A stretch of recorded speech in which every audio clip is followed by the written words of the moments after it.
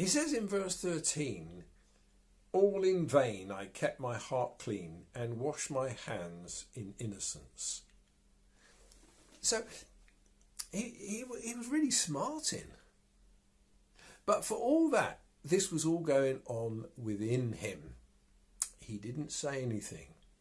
And in fact, in verse 15, he says, if I had said, I will speak thus, I would have betrayed the generation of your children.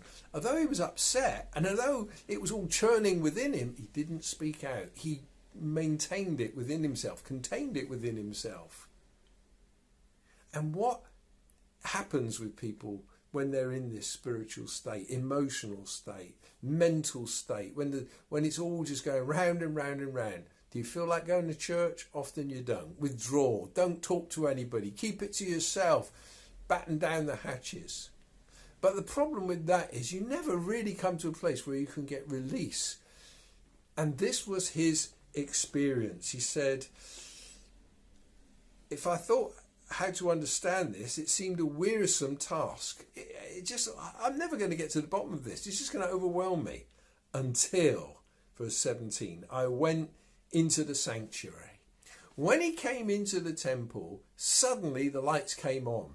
God has appointed the church as a place where the lights can come on, where we can see what we cannot see on our own.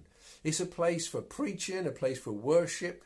It's a place where God will speak and does speak and resets our heart's perspective. Then, he said, I discerned their end. He'd been looking at the here and now. He was overwhelmed by it. But he had to look beyond and see this wasn't the whole story. It wasn't the end of the story. If we think of our Lord Jesus on the cross, overwhelmed, my God, why have you forsaken me? He was driven to that extreme position, not denying God, but questioning what is going on. But the death and the suffering, the anguish and the agony was followed by resurrection. If we will hang on, what we experience by way of tribulation and trouble in this life will be replaced by glory. At the end of the psalm, he says, verse 27, for behold, those who are far from you will perish. You put an end to everyone who is unfaithful. But as for me, it is good to be near to God. I've got nobody on earth, I've got nobody in heaven except you, Lord. And that's my hope and my heritage. That this present struggle, this present perspective is not forever. This present situation is not forever. There's a great reversal coming. Death followed by resurrection.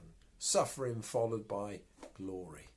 And that is our sure and certain hope.